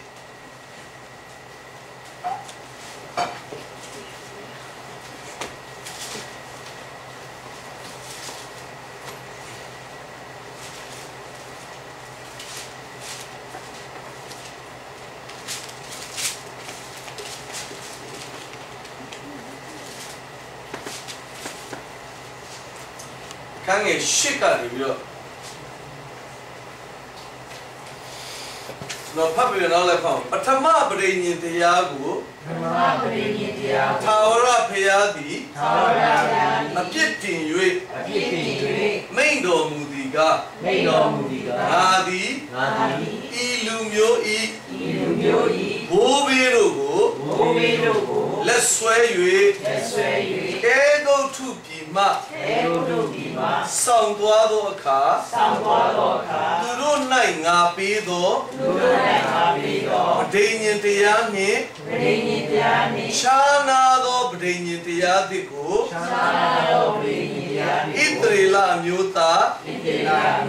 Juda Muta Lunai, Napido Chinkala, Yolimi, Yinga Pibudo, Daniel Tianai, Turodi Matija, Adile Turogo, Machishu Mapusu Beni, now Kalaka, Itrila Mutarunai, Napi Ando, Daniel Tia Humuka, Na Tawara Payadi, Na Pinyatugu, Turo Sewin Dedo Twimi, Turo Nalomboba, Yetami, Nadi, Turo Ipayapini, Turo Dile, Na Ilu Pichalini. Oh, we had him up, bring it to your home, bring it to your Tino Idila Bobby, Erubia, Ketola, bring it to your home, she. Now Kalaja, bring it to your home, Chana, bring it to Yadiguna, Amen. Bring it to your house, Baubula, Pinya to Yaubula, Pinya to Yaupino, Blue Pillas from Moshi, Tomo, Kobiro, Chabiama, Yebiro, Pay. Bring it to Yadija, Chabiama, Yebi Melumaburo. To do a sing alone name and not Sakao, Balotame, twin Hamel. Tula, but two. Era Jao, Chana, Lula. Yarini, Pachi, English, I will. Pay a Malu baby. Pinato, Sevaro, Daisha, Milo, Lugore. Pina de Yaga, Louis Loso Jago, a cheap you. Jesu Tia, Lulupina, Criddle Lupina. Hey, Criddle, Lupina, to know about Picuya. Kansawi, ya. Now, Piome. Tia Nisi at that time, Tim below Lona in the list, Repoma, Mutiviro, Payaga. Tingo, County, Paytin, Mapatin, oh, you know, Tingo, Kansawi, Paytin, Mapatin, Erilu, Sochama, Mo. But I'm not Korean, they are Turu Pekka, but now Luna in the last rebel and Mutiviro, Paya Pekka, Kansawi, Paymelu, Batidale, Tindem. Eh, through me does we are young county Kansano, it will eat through a task down now. You're it. Hola. I throw me down we are county Kansa, it through a task. Pero Nyamia long Nelu, Nyamia Pobi, Paya, Nyamia Po, Kansague, Baby or Nene long Nelu, Paya, Nene Kansague, Pirelu, Tinin. Pinya de Auchi, Pinya de Auma, Tim Palau, Natau, 9 the less rebel, Mutiviro, Abateole, Gauji, Deo. How we know? Akua, Jaza, you beauty. Abiahan Kayado, Gauji Mingladi. ယေရှုခရစ်အားဖြင့်တပါးအမျိုးသားတို့၌သက်ရောက်သည်ဖြစ်၍အာမင်ဘသူခံရတဲ့ကောင်းကြီးလဲအာမင်အာပြန်ခံရတဲ့ကောင်းကြီးကတဲ့ယေရှုခရစ်အားဖြင့်ဘသူအားဖြင့်လဲယေရှုခရစ်အားဖြင့်တပါးအမျိုးသားတို့၌သက်ရောက်တယ်လို့ပြောတယ်ဘသူတွေစီကိုသက်ရောက်လဲတပါးအမျိုးသားဆိုရင်ယုံကြည်သူစီကိုသက်ရောက်ဓမ္မရဲ့သဘောနဲ့ပြောရင်အာပြန်ကိုဖျားပြောထားတဲ့စကားတွေကဘသူတွေနဲ့ပဲဆိုင်လဲဆိုဣသရေလလူမျိုးနဲ့ပဲဆိုင်တယ်ဒါပေမဲ့အခုတဲ့အာပြန်ခံရတဲ့ကောင်းကြီးကတဲ့ယေရှုခရစ်အားဖြင့်တဲ့ယုံကြည်သူစီကိုတက်ရောက်တယ်လို့ပြောတယ်အာမင်အာမင်အဲ့တော့သင်ဘလောက်နားထောင်နိုင်တယ်လဲဆိုတဲ့ပုံမှာမူတည်ခရစ်ယာန်တွေကဒီလိုထင်တယ်သူတို့နားထောင်မှသူတို့ဖျားစကားနားထောင်မှဖျားသူတို့ကောင်းကြီးပေးမယ်အဲ့လိုထင်အဲ့တော့ဘာဖြစ်လာလဲဆိုတော့ကျွန်တော်ကဖျားစကားကိုမျှော်လင့်ချက်နဲ့နားထောင်ဘုရားစကားနားထောင်လားဆိုနားထောင်တယ်ဘာအတွက်နားထောင်လဲဆိုရเสียရှိလို့ရခြင်းလို့တကယ်တော့ဘုရားစကားကိုအဲ့လိုမျှော်လင့်ချက်နဲ့နားထောင်ရတာမဟုတ်တင်းစီကိုဘုရားခရစ်တော်အဖြစ်ဗာတက်ရောက်ပြီးသားလဲကောင်းကြီးတက်ရောက်ပြီးသားဒါပေမဲ့သင်ဘုရားစကားနားထောင်နေတယ်အဲ့နားထောင်နေဆိုတော့ခုနပြောလို့ရเสียရှိလို့နားထောင်တာမဟုတ်ဘူးဘုရားစကားဖြစ်လို့နားထောင်တာအာမင်ကျွန်တော်တို့မှာမိဘအိုတွေရှိတဲ့အခါမှာကျွန်တော်တို့မလုပ်ချွေးဘူးလားမပြုစုဘူးလားအဲ့ဒါရเสียရှိလို့လားအကယ်၍အဖေသေးလို့ရောက်ရเสียရှိလို့အမွေရเสียရှိလို့ပြုစုနေတယ်ဆိုရင်အဲ့လူရဲ့နှလုံးသားပန်းလားမှန်လားကျွန်တော်မိဘပြောမိဘကြီးမိဘကြီးဆိုင်တော့တင်အမွေရမယ်ဒါဆိုရင်ကျွန်တော်ရဲ့နှလုံးသားဟုတ်လားအဲ့တော့ကျွန်တော်တို့ကဖျားစကားနားထောင်နေဆိုတာတခုခုရเสียရှိလို့နားထောင်နေတာအဲ့တော့ဒီနေ့ကျွန်တော်တို့ဗညာကဘယ်လိုထင်လဲဆိုတော့ကျွန်တော်တို့ဘက်ကတခုခုလုံးမှာဘုရားဘက်ကတခုခုပြန်ပေးမယ်လို့ထင်အဲ့တော့လောကမှာသင်လုံးလို့တဲ့အခါမှာဒီမှာဆိုရင်နိုင်နဲ့ဟာတနာယူဘယ်လောက်ပေးမယ်နော်30ပေးမယ်ဆိုရင်သင်9နာရီလို့ရင်အလုပ်ရှင်သင်ကိုဘယ်လောက်ပေးမလဲ50ပေးမယ်သင်3နာရီလို့ရင်သင်30ပေးမယ်တနာရီလို့ရင်30ပဲပေးမယ်သင်ဘယ်လောက်လုံးနိုင်တယ်လဲဆိုတဲ့ပုံမှာမူတည်ပြီးတော့သင်ကိုပြန်ပြီးတော့ခံစား권ပေးတယ်ဟုတ်ပြီနော်အဲ့ဒါသင်ဘာရလာလဲလုံအားကဟုတ်ပြီနော်3နာရီလို့ရင်3နာရီကို9နာရီလို့ရင်ဟုတ်ကောင်းပြီသင်ဘလောက်လုံနိုင်တယ်လဲဆိုတော့ဘောမူတီဗီဖះအသင်ကိုကောင်းချီးပေးရင်သင်ဖះဆရာဘာရအောင်ဆရာလုံအားကရတော့ဟုတ်လားလုံအားကရတော့နော်သင်ဘလောက်လုံနိုင်တယ်လဲဆိုတော့ဘောမူတီဗီဖះပေးရင်သင်ဖះဆရာဘာရလာဖြစ်မှာလုံအားရဖြစ်ကောင်းပြီခုနကတော့ဂလာတိ4မှာကျွန်တော်တို့ဗာပြောလဲ28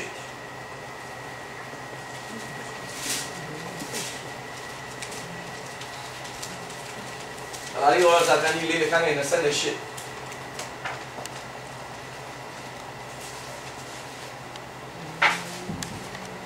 တွေ့လား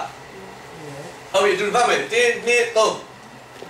ညီကိုတို့ငါတို့ဤဇက်ကဲ့သို့ဂတိတော်နှင့်ဆက်ဆိုင်သောသားဖြစ်ကြ၏ဟုတ်ပြီညီကိုတို့လို့ပြောတဲ့အခါတိုင်းမှာယုံကြည်သူကိုရည်ရွယ်တာဖြစ်တယ်ညီကိုတို့တဲ့ငါတို့ကဘသူလိုပဲလဲဣဆက်လိုပဲတဲ့ဘာလဲလဲဂတိတော်နှင့်ဆက်ဆိုင်သောသားဖြစ်ကြ၏အဲ့တော့ခုနကျွန်တော်ဖတ်သွားတဲ့အခါမှာကျွန်မကမွေးတဲ့သားနဲ့ကျွန်မမဟုတ်သောမိန်းမကမွေးတဲ့သားကျွန်မကလူလဲအာဂရကျွန်မမဟုတ်တဲ့မိန်းမဆိုတာစာရာကျွန်မကမွေးတဲ့သားနဲ့ကျွန်မမဟုတ်တဲ့မိန်းမကမွေးတော့သားဟုတ်ပြီနော်အဲ့တော့ကျွန်တော်တို့ကိုဣဆက်ကဲ့သို့ဘာနဲ့ဆိုင်တဲ့သားလဲဂတိတော်နဲ့ဆိုင်တဲ့သားဘာနဲ့ဆိုင်တဲ့သားလဲဒါဆိုရင်ကျွန်တော်တို့ကဖယားရဲ့ကျွန်နေလားဖယားသားသမီးလားဖယားသားသမီးဒါဆိုရင်ကျွန်ကသူဘလောက်လုပ်တယ်လဲဆိုတဲ့ပုံမှာမူတည်ပြီးတော့ခံစား권ရသားသမီးဆိုတာဘလောက်လုပ်တယ်လဲဆိုတဲ့ပုံမှာမူတည်ပြီးခံစား권ရတာမဟုတ်ဘူးပြီးတော့အိမ်တိမ်မှာနေတဲ့အခါကျွန်တယောက်ရဲ့နှလုံးသားနဲ့သားသမီးရဲ့နှလုံးသားလည်းမတူဘူးကျွန်ဆိုစကလုံးကလည်းနည်းတော့ချမ်းတယ်ကျွန်တော်အိမ်မှာဟိုးတော့အလုတ်ကူလို့ကိုကလေးမလေးတယောက်လာနေဘူးလေ ကျွန်တော်တို့မိသားစုလိုပဲထားနော်ဘာဖြစ်သူခရီးရလဲဖြစ်တယ်ကိုမိသားစုလိုပဲသဘောထားတနေ့မှာသူပကံစင်းနဲ့ဖန်ဖို့တစ်ခုကိုအဲ့ကျွန်တော်တို့ဘလောက်ပဲသူမိသားစုလိုသဘောထားတယ်ပြောသူအထဲထဲမှာသူကဒီအိမ်မှာအလုတ်လာလုတ်တယ်လို့ခံစားတဲ့အတွက်အဲ့ဒီပကံကွဲတဲ့ကိစ္စကိုသူမပြောရင်ကျွန်တော်တို့နောက်မှသိနော်ခဏနေရောဟဲ့ပကံဒီခွက်တလုံးမတွေ့ပါတွေ့ပါလားဆိုတော့သူကကွဲပြီးတဲ့ကောင်အသာလေးလွတ်ပြစ်တာတော့သူကွဲတယ်သိတယ်အဲ့တော့သူအထဲထဲမှာဒီအမှားရှိရင်သူ့ကိုအိမ်ရှင်တွေကတခုခုပြောတော့မယ်လို့သူ့ထဲမှာကြိတ်ပြီးပါလို့လေခံစားကျွန်တော်သမီးကတလုံးပြီးတလုံးခွဲတာပကံတော့မစီရဘူးကျွန်တော်သမီးကလည်းလက်ကမျိုးစပိုက်ဒါမဲလို့ခေါ်တယ်မန်တော့ခိုင်းမန်ကွဲတယ်ကျွန်တော်အိမ်ရှိမှဒီလိုခတ်သေးသေးပါရှိတာဖန်လို့ရှိသမီးတုတ်လိုက်ခွန်းစပိုက်ဒါမဲလို့ထိလိုက်ကွဲတော့သူ့မှာကနေမမရေကမှန်နေတုတ်ပြီးလိုက်လို့သူတုတ်ကွဲပကံစေးပကံကွဲတော့ပြီးလို့ရှိရင်အမကွဲတော့ရပြီဆိုလို့ထွက်လာတယ်ဆိုကျွန်တော်ပြောနေတာသမီးရတော့ကွဲရင်လေသူ့အထဲထဲမှာဘာမှပြဿနာကြောက်စရာမရှိအဖေဖြစ်တဲ့အတွက်ဒီအဖေကဒီပကံကွဲတဲ့ကိစ္စနဲ့သူ့ကိုဘာမှအရှက်တကွဲအကျိုးနဲ့လှုပ်เสียအကြောင်းမရှိဘူးလို့သူ့ထဲမှာမပြောပြရလဲဟောပေါ့ပြီလားအဲ့တော့ကျွန်တော်ပြောမယ်ကျွန်တော်တို့ဘဝမှာလည်းမကြာခဏပကံတွေခွဲတတ်ပါတယ်ဘုရားပြောနေတာဘုရားသခင်ရှေ့မှာမှားတဲ့အမှုတွေအပြစ်နိုင်လဲရှိတယ်တခါလေကျွန်တော်ကျွလို့စဉ်းစားတယ်ငါတို့ပကံကွဲပြီးဘုရားခင်တော်ကိုပြင်လာပြီးတော့ရိုက်တော့မှာပဲဒါကျွန်တော်ငငယ်တော့အနေနဲ့နေခဲ့ရတဲ့အတိုင်းဝိုင်းပတ်ဝန်းကျင်နဲ့လည်းဆိုင်နေတယ်နော်ဆိုငငယ်တော့ကျွန်တော်နေခဲ့တဲ့အတိုင်းဝိုင်းမှာရှာမရှိတဲ့ဘိုက်ကောက်တွေဆိုအင်းကြီးဆိုနေခဲ့ရတယ်ဒီမှာဆိုတိုင်းဝိုင်းခေါ်တော့မရဟုတ်ပါမစပိတ်ထားခေါက်တာအဲ့လိုတော့ကျွန်တော်ဒီလာဆိုတော့ဆိုမိဘတစ်ချိန်လုံးကိုလှုပ်လာခံလာတော့ဘုရားသခင်ငါ့ကိုတစ်ချိန်လုံးဒီလိုလှုပ်ဖို့စဉ်းစားနေတယ်လို့ကျွန်တော်စဉ်းစားတယ်တကယ်တော့မဟုတ်ဘူးကျွန်တော်မဟုတ်ခုနကတော့အောက်က29နဲ့30အောက်ကဟောက်ဆက်ဖတ်ခလာဒီလေး28ကိုဖတ်တယ်ကျွန်တော်တို့ EZ site မှာပြောတယ်ဂတိတော်နဲ့ဆိုင်တဲ့သားတွေဖြစ်တယ်လို့ပြောတယ်ကျွန်းနေမဟုတ်ဘူးသားသမီးလို့ပြောတယ်ကောင်းပြီအောက်ကအခန်းငယ်29ကိုဆက်ဖတ်တို့ပါဇာတိပဂတိအားဖြင့်ပွားသောသားသည်ဝိညာဉ်တော်အားဖြင့်ပွားသောသားကိုမြင်စေစေသို့ထိမိခုနေဖြစ်၏ဟုတ်ပြီဆက်ဖတ်သို့တော်လည်းအဘယ်သို့ကျမ်းစာလာသည်ဟုမူကားကျွမ်းမနှင့်သူ၏သားကိုနေထုတ်တော်ကျွမ်းမ၏သားသည်ကျွမ်းမဟုတ်သောမိမ၏သားနှင့်အတူဝေပကံရပြီပါသည်အရင်မွေးတယ်တဲ့ဣရှမေလကတဲ့နောက်မှမွေးတဲ့ဣဇက်ကိုညှင်းဆဲတယ်လို့ပဲဒီနေ့ယေရှုတရားမှာအသက်ရှင်တဲ့ကျွန်တော်တို့ကိုမကြာခဏဒီတရားဟောင်းကလာပြီးတော့အနှောက်ယှက်ပြီးတယ်မကြာခဏလူတွေကတခုဖြစ်လို့ရှိရင်ဘယ်ကစမလဲဆိုစေဖို့တဖို့မှန်ပြီးရလားအဲ့ဒီစအဲ့ခရီးရနေလေမှန်လားဟုတ်လားဆိုတော့မမှန်ဘူးဆရာဒါချောင်းမင်းတို့ဒီလိုဖြစ်နေတာဆိုတော့အဲ့လိုပြောတဲ့တွေ့ကျွန်တော်စေဖို့လို့ပေးရမယ်လည်းမပြောမပေးရဘူးလည်းမပြောဘူးပညာတရားကဂျူးလူမျိုးတွေက30ရရင်ဘယ်လောက်ပေးလဲတစ်ချက်ပေးတယ်ဒီနေ့ယေရှုတရားကာလမှာအသက်ရှင်တဲ့သင်ကသူတို့ထက်တောင်အသက်ရှင်ရမယ်အာမင်အာမင်မချာနာကျွန်တော်တို့ကဘယ်လိုသူတင်ခံရလဲဆိုလို့ရှိရင်တခုခုပြဿနာတွေခက်ခဲတွေကြုံရင်ကိုယ့်ဘက်ကပဲစေဖို့တို့မမှန်လို့ဘုရားပဲဆုံးမထားတယ်လို့လှုပ်ထားတယ်လို့အဲ့လိုသူတင်ခံရတယ်မချာနာစိတ်ထဲမှာလည်းမာဆမ်ဝဲမှာတော့ဖြီလာထားလိုက်တော့ license ဖြီတယ်ဟာဆိုတော့ကြာသွားတယ်နောက်တစ်ချိန်ထပ်ဖြီရင်ပတ်စံထပ်ကုန်အောင်ကားလိုက်စေလားထပ်ဖြီမှာကြာသွားတယ်ဒီလားဆေဘူမထဲလိုက်လို့ထင်တယ်ဒီလိုစဉ်းစားတော့ဟဲ့လားတင့်ကိုတရားဟောင်းကလာပြီးပါလို့နော်လေနှောက်ရှက်နေတာအဲ့တော့ဒီနေ့ကျွန်တော်ဘဝမှာမကြာခဏအဲ့ဒီတရားဟောင်းရဲ့နှောက်ရှက်ခြင်းကိုခံရတယ် ငါဘက်ကတခုမှားထားလို့များဖယားကဆုံးမနေတာလားမသိဘူးအဲ့လိုစဉ်းစားတကယ်တော့မဟုတ်ကျေးဇူးတော်ကာလယုံကြည်သူဆိုတာအသက်တာထဲမှာဖြစ်တဲ့အရာတွေကတင်မှားလို့ဘုရားဆုံးမနေတာဒါပေမဲ့အမြဲတမ်းကျွန်တော်တို့ကတခုဖြစ်ရင်ဘုရားကဘာလုပ်နေတယ်ထင်လဲဆုံးမနေတယ်ကျန်တဲ့ဆရာကလူပြောတယ်လူ၌ဖြစ်တတ်တော့ဟာလေလူ၌ဖြစ်တတ်တော့အဲ့တော့ကျွန်တော်တို့မှာတခြားလူတွေမှာဖြစ်တယ်လို့ပဲကျွန်တော်တို့လောကကြီးမှာလူအနေနဲ့အသက်ရှင်နေတဲ့အတွက်လူ၌ဖြစ်တတ်သောသဘောတွေမရှိဘူးလားရှိတယ်အဲ့လူ၌ဖြစ်တတ်သောသဘောကိုကျွန်တော်တို့ကဘယ်သူလုပ်နေတယ်ထင်လဲဘုရားဆုံးမတယ်ဟုတ်ပါဒါကြောင့်မကြာခဏကျွန်တော်တို့ပတ်ဝန်းကျင်မှာတခုခုဖြစ်ရင်တခုပြဿနာဖြစ်ရင်အစင်မပြေတာဖြစ်ရင်ဘုရားသခင်ဆုံးမနေပြီလို့ပြောနေတာတွေလည်းကျွန်တော်အများအားမကြားနေရဘူးလားကြားနေရကိုကိုလည်းစိတ်ထဲမှာအဲ့လိုမထင်ဘူးလားအခုမှဒါတော့ငါ့ကိုဘုရားသခင်ကမလုပ်နေလဲဆုံးမနေတာလို့ထင်တယ်တကယ်တော့ယေရှုတော်ကာလယုံကြည်သူဆိုတာကအဲ့လိုမျိုးမဟုတ်ဘူးပြီးတော့ဘုရားတင်ဘလောက်လုံးနိုင်တယ်ဆိုတဲ့ပုံမှာမူတည်ပြီးခံစားခွင့်ပေးတာလည်းမဟုတ်ဘူးဘာသူကြောင့်ခံစားရလဲခရစ်တော်လုတ်ပေးတာကိုဘာဖြစ်ရလဲခံစားရတာဒါကြောင့်ဘာလို့ခေါ်လဲယေရှုတော်လို့အဲ့တော့အဲ့ယေရှုတော်ဆိုတာမထိုက်တန်မဲနဲ့ခံစားရတယ်ဘယ်လိုခံစားလဲမထိုက်တန်မဲပြီးတော့မှအခမပေးမဲနဲ့ခံစားရတယ်ဘယ်လိုခံစားလဲအခမပေးမဲပြီးတော့ဘာမှမလုပ်ဖဲနဲ့ခံစားရတယ်ဟုတ်လဲဘာမှမလုပ်ဖဲနဲ့ခံစားအဲ့ဒါကြောင့်ဘာလို့ခေါ်လဲယေရှုတော်တင်းဘက်ကထိုက်တန်လို့မဟုတ်ဘူးတင်းဘက်ကအခပေးလို့မဟုတ်ဘူးတင်းဘက်ကတစ်ခုခုလုပ်လို့မဟုတ်ဘူးထိုက်တန်လို့ခံစားရင်ယေရှုတော်လို့မခေါ်ဘူးအခပေးလို့ခံစားရင်ယေရှုတော်လို့မခေါ်ဘူးတင်းဘက်ကတစ်ခုခုလုပ်လို့ခံစားရင်ယေရှုတော်လို့မခေါ်ဘူးအဲ့တော့ခုနအဆုံးသတ်မှာပြောတယ်ငါတို့ကတဲ့ကျွမ်းမမဟုတ်တဲ့သားကျွမ်းမကမွေးတဲ့သားတဲ့ sorry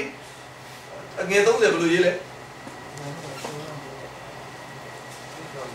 ကျမနဲ့သူဤသားကိုရေထုံတော့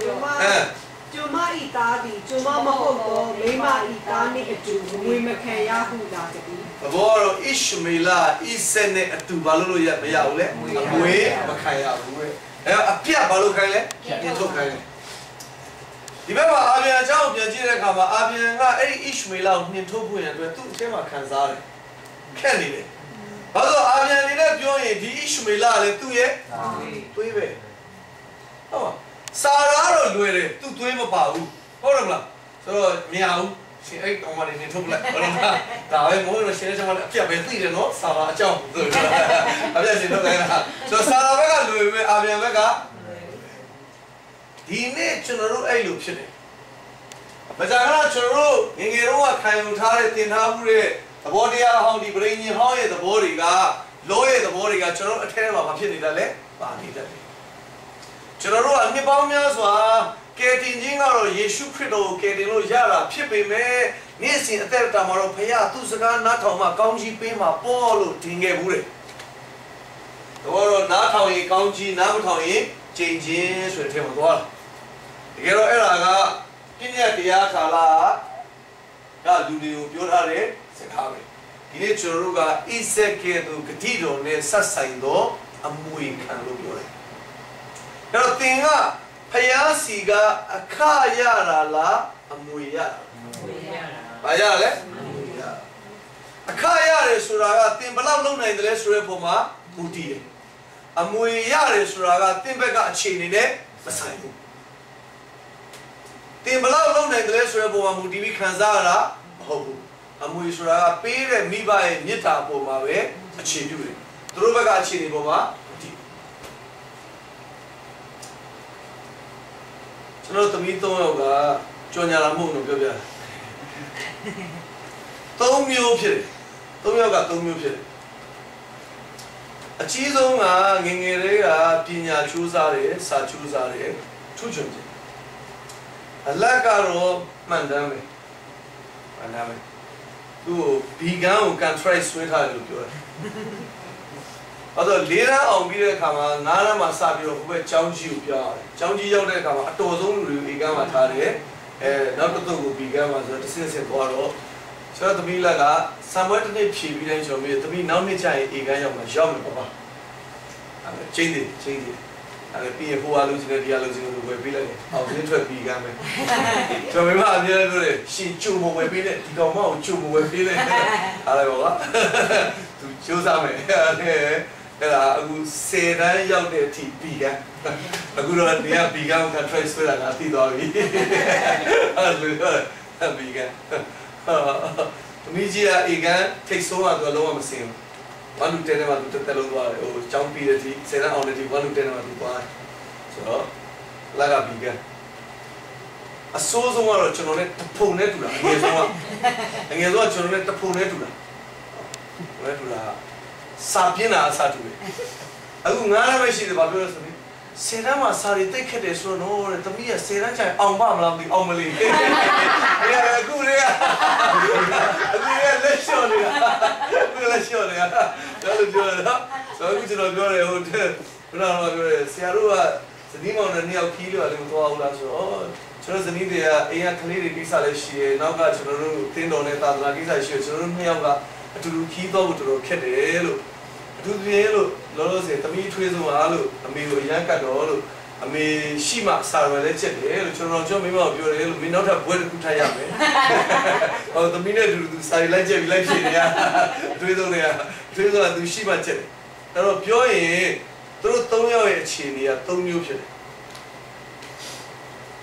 ဒါပေမဲ့ကျွန်တော်တို့3ယောက်လုံးအတူတူပဲကျွေးတယ်ကွာစင်လည်းအတူတူပဲသမီးစားရကသမီးကြီးကတော့တာရင်တဲ့စာဟိုကောင်မရေဘက်ကအသားမခတ်နဲ့နော်နေရစာဝဲမှာအမှတ်နေတယ်ဆိုအငယ်ဆုံးနေရတော့အတော့စရာလည်းမစားအဲ့လိုမရှိဘူးဟုတ်ရေခဲတဲ့ကလေးမှာထည့်ထားတယ်ရေခဲတဲ့မှာထည့်ထားတယ်ရှိုက်တဲ့သမီးကယူစားလို့ရှိတယ်ဟုတ်စာတော်ရဲ့လူရဲ့ရေခဲတဲ့လာဖွင့်ရတာသူတို့အားလုံးပေါ်မှာကျွန်တော်ရဲ့မြစ်တာတူလားအဲ့ဒီအတိုင်းပဲတင်တော့ရဲ့ကျွန်တော်ရဲ့လောကမှာအသက်ရှင်တဲ့အခြေအနေတွေကွာနိုင်တယ်ဒါပေမဲ့ဘုရားသခင်ထားတဲ့မြစ်တာအားလုံးအပေါ်မှာအတူတူပဲဖြစ်တယ်တခါလေကျွန်တော်လောကကြီးမှာကိုယ့်ထက်နည်းနည်းပိုစင်ပြေနေတဲ့လူကိုဘုရားသခင်ကပိုချစ်တယ်လို့ခံစားရတယ်ဟုတ်သူတို့တော့ဘုရားပို့ပြီးတော့မလုပ်လဲချစ်တယ်ကိုချစ်လို့ပို့ပြီးတော့ဟောဒီပေးတယ်ဆိုတော့ကျွန်တော်တို့တော့ဘုရားနည်းနည်း short ချစ်တာပေါ့ဒီကောင်တော့တိတ်ပုံမလာဘူးဆိုတော့ဒီကောင်တော့ဟိုကောင်တော့စကားနားမလို့ကျွန်တော်ပြောမယ်ဒီမှာလဲသားသမီးတွေမွေးထားတာပဲဟုတ်ပါဒိုင်ပင်ထိုးတဲ့ကောင်ပဲဖြစ်ဖြစ်ဟလားမထိုးတဲ့ကောင်ပဲဖြစ်ဖြစ်ဟလားဆိုတော့မိဘဆိုတာသားသမီးတိုင်းအပေါ်မှာအကြီးဆုံးလဲချစ်တာပဲအငယ်လဲချစ်တာပဲအလတ်လဲချစ်တာပဲဟုတ်ပါဆိုတော့မိဘဆိုတာက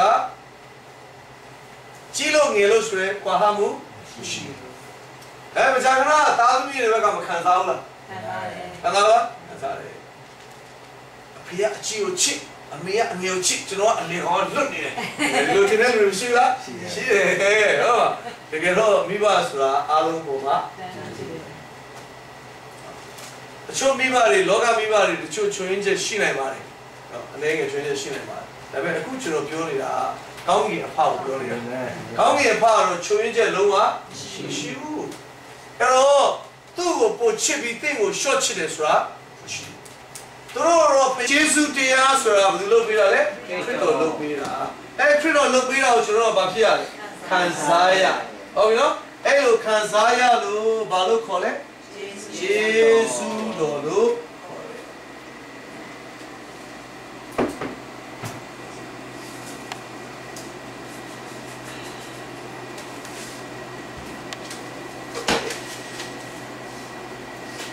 အဲ့တော့တင်းသက်တာထဲမှာခုနပြောတယ်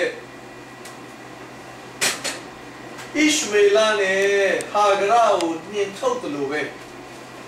ပရိညင်တရားဟောင်းတဲ့ဆိုင်နဲ့ပြည့်ညတ်တရားနဲ့ဆိုင်နဲ့အတွေးခေါ်အဟောင်းတွေအားလုံးကိုသင်ပယ်ဖို့လိုတယ်အဲ့ဒါကြီးချန်နေသွေးတင်းဘဝထဲမှာဘုရားရဲ့ယေရှုတရားကိုသင်ရှင်းရှင်းလေးလေးသဘောပေါက်ခံစားဖို့ပြီးတော့တင်းအထဲထဲမှာ ဖယားအသင်ကိုနေ့စဉ်ကျေးဇူးပြုနေတယ်လို့လည်းသင်ရှင်းလင်းစွာသဘောပေါက်မှာကျွန်တော်ကိုကျမ်းစာလေးတစ်ချက်ပြမယ်။ဒီဘေရောရာစာခန်းကြီးကိုခန်းငယ်20နဲ့ဒီတော့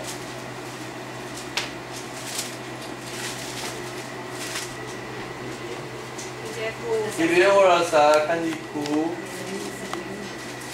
အားလည်းကြည့်ရတယ်။ဟုတ်တယ်ဒီဘေရောရာစာခန်းကြီးခန်းငယ်19မှာ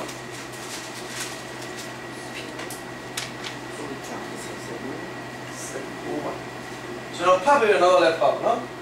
ထို့ကြောင့်ညီအကိုတို့ယေရှု၏ကိုခန္ဓာတော်ဒီဟုသောကလကာအဖြစ်ထိုသခင်ပြင်ဆင်တော်မူသောအသက်လမ်းသစ်တွင်ငါတို့သည်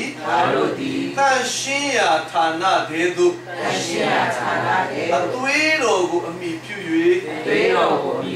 အစီအတားမရှိဝင်ရသောအခွင့်ရှိသဖြင့်၎င်းထို့ကြောင့်ညီအကိုတို့လို့ပြောတယ်ကျွန်တော်အများကြီးပြောတယ်ညီအကိုတို့ဆိုရင်ဘယ်သူ့ကိုရည်ရွယ်လဲယုံကြည်သူကိုရည်ရွယ်တယ်ဟုတ်ပြီနော်ညီအကိုတို့တဲ့ငါတို့ဟာတဲ့ယေရှုရဲ့ကိုယ်ခန္ဓာကြီးဟူသောကလကာကြောင်းနဲ့အသက်လမ်းအသစ်ထဲကိုရောက်တယ်လို့ပြောတယ်ဟုတ်နော်အဲ့ဒါကားထဲမှာခရစ်တော်အသေးခံတဲ့အခါမှာကလကာနှစ်ချမ်းဝဲသွားတယ်ဟောပြောတာချိန်တော့ကလကာကြီးတာထားတဲ့အတွက်အဲ့ဘုရားရှိတဲ့နေရာကိုဘယ်သူမှဝင်ခွင့်မရှိဘူးဒီနေ့ကလကာအသစ်တဲ့ဘယ်သူလဲဆိုတော့သခင်ယေရှုတဲ့ခရစ်တော်အဖြစ်အဲ့ဒီအထဲကိုဘာလို့ရတော့လဲဝင်လို့ရသွားတယ်အဲ့ဒါကိုကျမ်းစာဘာလို့ပြောလဲအသက်လမ်းသစ်လို့ပြောတယ်ဘာသစ်လို့ပြောလဲအသက်လမ်းသစ်တရားရောက်ကသူသွားပြီးသားဟာတင့်ကိုပြောပြရင်အဲ့ဒါတင့်အတွက်အသစ်မဖြစ်နိုင်ဘူးတင့်အတွက်ဘာပဲဖြစ်လိမ့်မယ်အဟောင်းပဲဖြစ်မှာပေါ့သူသွားပြီးသားဟာကိုဘာလုပ်တာလဲပြောပြအခုကကျွန်တော်တို့တယောက်စီတိုင်းအတွက်ဘာလို့ပြောတာလဲအသစ်လို့ပြောတာကျွန်တော်အတွက်လည်းအသစ်ဖြစ်တယ်လို့ခင်ဗျားအတွက်လည်းအသစ်ဖြစ်ရမယ်တခါလေအသက်လမ်းသစ်ဆိုတာငါဆရာပြောတဲ့အတိုင်းထင်တယ်တော့သူပြောတာအတိုင်းသွားရင်ခင်ဗျားတို့အဟောင်းဖြစ်မှာပေါ့သူတို့တော့အသစ်ဖြစ်မှာပေါ့အဲ့လိုမဟုတ်ဘူးကျွန်တော်တို့တယောက်စီတိုင်းအတွက်ဘာလို့ပြောလဲအသစ်လို့ပြောတယ်နော်ပြီးတော့အဲ့အသစ်ကတဲ့အသစ်သေးကိုတဲ့ဘာလို့အမိပြုပြီးရလဲဆိုတော့အသွေးတော်ကိုအမိပြု၍ဘာလို့အမိပြုရလဲအသွေးတော်အစီအတားမရှိဝင်ရတယ်လို့ပြောတယ်အာမင်အာမင်ဘာလို့အမိပြုရလဲအသွေးတော်အမိဘယ်လိုဝင်ရလဲအစီအတားမရှိသဘောတော့ဖယားနဲ့ခမည်းနဲ့ကြားထဲမှာအသွေးတော်ကြောင့်ဘာအစီအတားမှမရှိဘူးဟုတ်ပြောတာမကြတော့ကျွန်တော်တို့ဟာကိုယ့်ဘက်ကတစ်ခုခုမှားမိတဲ့အခါတိုင်းမှာဖယားနဲ့ကျွန်တော်ကြားမှာအစီအတားရှိနေတယ်လို့ကျွန်တော်ခံစားရတယ်အဲ့ဒါဘာလို့ဘုံဘောတော့လဲဆိုတော့ကားတိုင်းမှာသွန်းတဲ့ခရစ်တော်ရဲ့အသွေးတော်ကတင့်အပြစ်ရှိမြတ်ကိုရှင်းပေးပြီးရှောက်တယ်ဘုံဘောဒါကြောင့်ဝင်ဖို့ခက်နေတဲ့အချိန်ကြီးရှိတယ်ဒါကလည်းကြားလို့ရှိရင် prison worship အဖွဲ့ရပဲဘုရားသခင်မျက်မှောက်တော်နဲ့ခေါ်သွားတယ်လို့ဘာလို့ထင်တဲ့လူတွေရှိသေးတယ် prison worship အဖွဲ့ရလည်းခေါ်သွားပြီးတာမဟုတ်ဘူးတကယ်တော့ဘာကြောင့်လဲအသွေးတော်ကြောင့်အသွေးတော်ဘယ်လိုဝင်ရတယ်ပြောလဲအစီတာရှိဘာအစီတာမှရှိတော့ဘူးပြောချင်တာဒါကြောင့်ဒီဘက်ယေရှုတရားကာလဗြိဉ္ဉ်တရားတိတ်ကယုံကြည်သူဆိုတာဒီဘက်ကဗြိဉ္ဉ်တရားဟောင်းကပြည့်ညတ်တရားကာလလူနဲ့လုံးဝမတူဘူးအဲဒီတော့ကလူတွေကမဝင်ရပြီပဲဒီနေ့ကျွန်တော်တို့ကခရစ်တော်ကြောင့်ဝင်ခွင့်ရပြီအဲဒီတော့ကလူတွေမခံစားရပြီပဲဒီနေ့ကျွန်တော်တို့ကခရစ်တော်ကြောင့်မဖြစ်ရလဲခံစားရတယ်ဟုတ်ပြီနော်ဒါကြောင့်ဒီနေ့ယေရှုတရားကာလယုံကြည်သူဆိုတာတစ်ခုပဲရှိတယ်ခရစ်တော်လုတ်ပေးတာကိုဘာဖြစ်နေရလဲခံစားနေရတာဒါကြောင့်ဘာလို့ခေါ်လဲဘာလို့ခေါ်လဲယေရှုတော်လို့ခေါ်တယ်နှုတ်ကပတ်တော်ဒီရောက်စီတိုင်းဝိညာဉ်ရေးအတွက်ကောင်းချီးဖြစ်ပါစေအာမင်